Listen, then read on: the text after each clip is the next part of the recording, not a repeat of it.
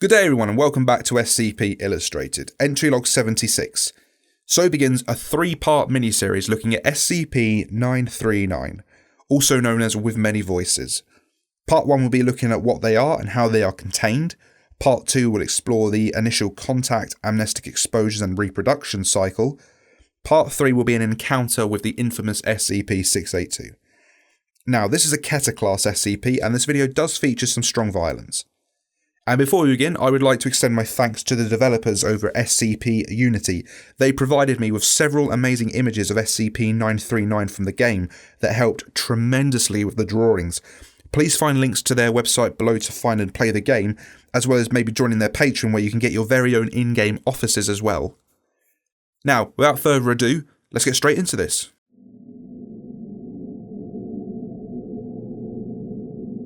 The following data release has been authorised by the following council members.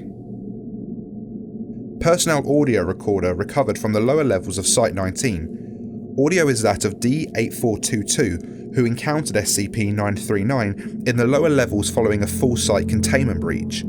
The subject attempted to escape SCP-939 but was unsuccessful. The body of D-8422 was successfully recovered. The cause of death started with penetrating wounds to the legs disabling the subject. Subject was then terminated via a fatal bite to the head, consistent with the kill method of SCP-939. Begin log. Anyone down here? Hello? Hello? Hello? Who's there? Where are you? Are you okay? Where are you guys? I can't see you down here. Are you injured? Guys, come on. Where are you? Oh, there you are. Hey, who's there? I thought I lost you for a moment there. Oh God.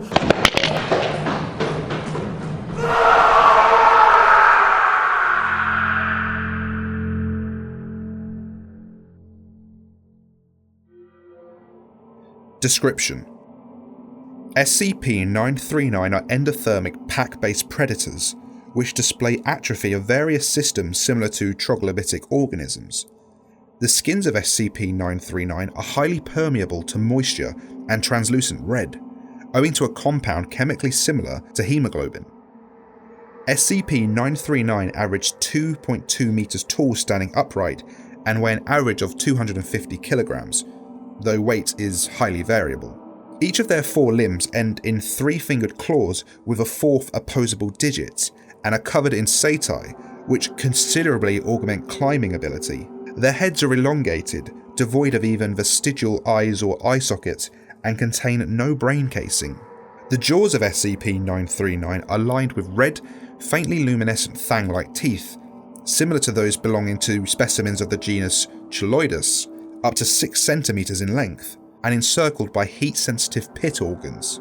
Eye spots sensitive to light and dark run the length of their spinal dorsal ridges. These spines may be up to 16 centimeters long and are believed to be sensitive to changes in air pressure and flow. SCP-939 do not possess many vital organ systems. Central and peripheral nervous systems, circulatory system, and digestive tract are all absent.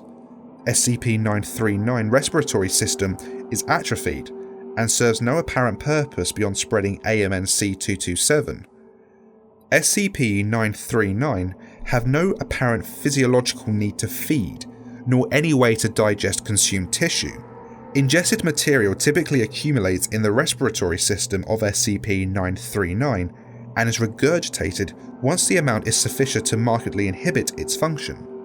Despite the absence of many vital organ systems, SCP-939 are capable of bearing live young. See Addendum 1016-1991. SCP-939's primary method of luring prey is the imitation of human speech in the voices of prior victims, though imitation of other species and active nocturnal hunts have been documented. SCP-939 vocalizations often imply significant distress. Whether SCP-939 understand their vocalizations or are repeating previously heard phrases is the subject of ongoing study. How SCP-939 acquire voices is not currently understood. Specimens have been documented imitating victims despite never hearing the victim speak. Analysis of SCP-939 vocalizations cannot distinguish between SCP-939 and samples of known victims' voices. The use of biometric voice recognition security or identification systems by any installation housing SCP-939 is strongly discouraged for this reason. Prey is usually killed with a single bite to the cranium or neck. Bite forces have been measured in excess of 35 megapascals. SCP-939 exhale minute traces of an aerosol Class C amnestic, designated AMN-C227. AMN-C227 causes temporary antegrade amnesia, inhibiting memory formation for the duration of exposure, plus an average of 30 minutes. It is colourless, odourless and tasteless, with an estimated ECT50 for inhalation of 0.0015 mg per cubed volume of the area exposed. In well-ventilated or open environments, risk of exposure to ECT50 is greatly reduced, but not negligible. AMN-C227 is typically undetectable in the bloodstream 60 minutes following cessation of exposure. Reported sensations of disorientation and mild hallucinations immediately following removal from environments saturated with the agent are similar to recreational use of numerous psychoactive substances and easily mistaken as such. Special Containment Procedures. SCP-939 1, 3, 19, 53, 89, 96, 98, 99, and 109 are kept in cell 1163A or 1163B, 10 meters by 10 meters by 3 meter containment chambers within Armed Biocontainment Area 14.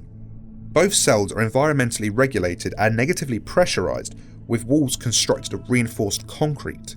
Access to these cells is regulated by an outer decontamination chamber and inner gas-tight steel security doors.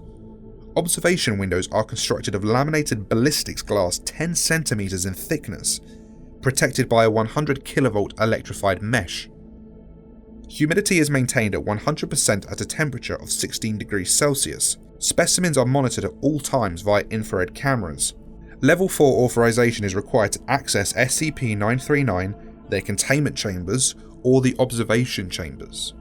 SCP-939-101 is dismembered and stored in cryogenic preservation tanks 939-101A to 939-101M within Bioresearch Area 12. Access to SCP-939-101 requires authorization by 2 Clearance Level 3 personnel, one of which must be present for all research and testing.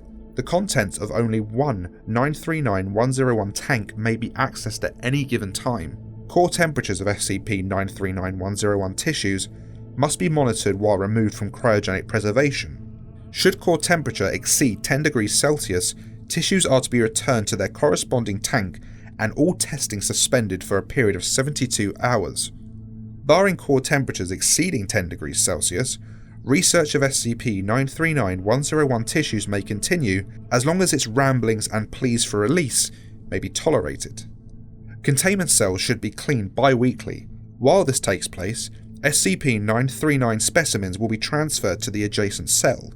During this time, the cell's door and observation window must be inspected for damage and repaired or replaced accordingly.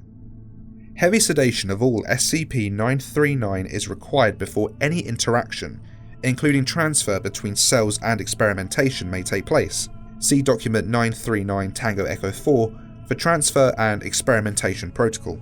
Level C hazmat gear is to be worn by personnel during interactions of SCP-939 specimens, and in any areas which SCP-939 have been known to inhabit.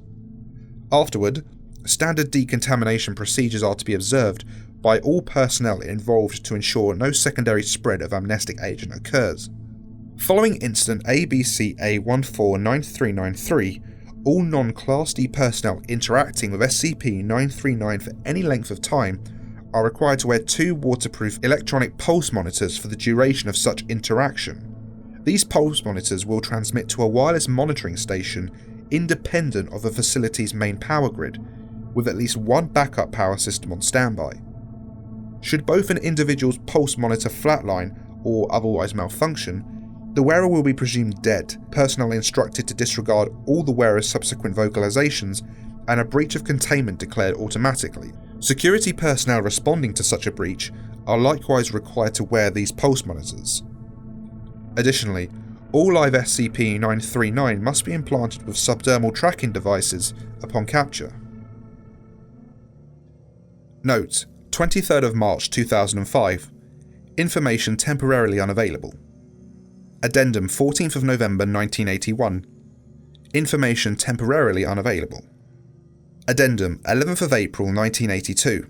This addendum has been stricken from the official record. All information in this addendum is considered invalid.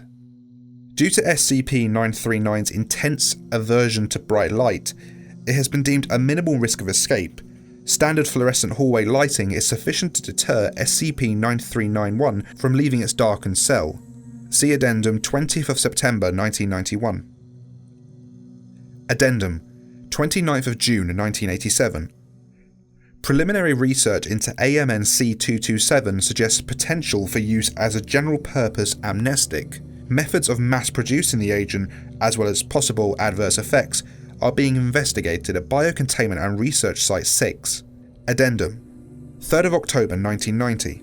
This addendum has been stricken from the official record. All information in this addendum is considered invalid. AMNC-227 has been approved for use as a Class C amnestic. Projected annual production at Bio-Research Area 12 by SCP-939 respiratory tissue cultures is expected to surpass 3 litres. Addendum 20th of September 1991. Containment of 9 SCP-939 specimens has been compromised following a Silent Night breach scenario at Biocontainment and Research Site 6. Nearby civilian settlements have been evacuated on the pretense of a coming storm. Recovery teams have been deployed to the area. Addendum 16th of October 1991. In light of this, all interaction of SCP-939 from September the 8th to October the 7th in the Northern Hemisphere, or March the 6th to April the 4th in the Southern Hemisphere, is strictly forbidden. No male specimens of SCP-939 have yet been identified. Contain a Class B amnestic. Reproduction of SCP-939. Information temporarily unavailable. Addendum 20th of February 1992. Information temporarily unavailable.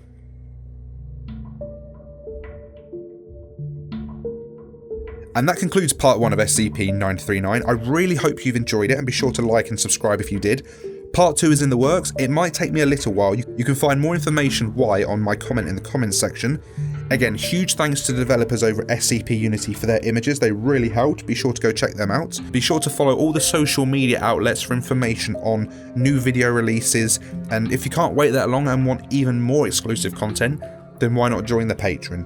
You get early access, exclusive sketches, cryptid videos, exclusive SCP videos, see all the finished sketches as they're made, and loads of other cool extras. And thank you to JT Walker, Ryan Young, Matthew Pye, SCP-106A, Rick Trexon, Jack Frost, Mori Pasta Pizza, Steffu Adro Figenz, Grant Lasher, Sam B, Sugar Free Shane, and Kava Moram. And big thanks to Mr. Fishy, SCP-105, Dr. Uyghur Montgomery. And thank you all so much for watching, and I'll see you all soon. Take care.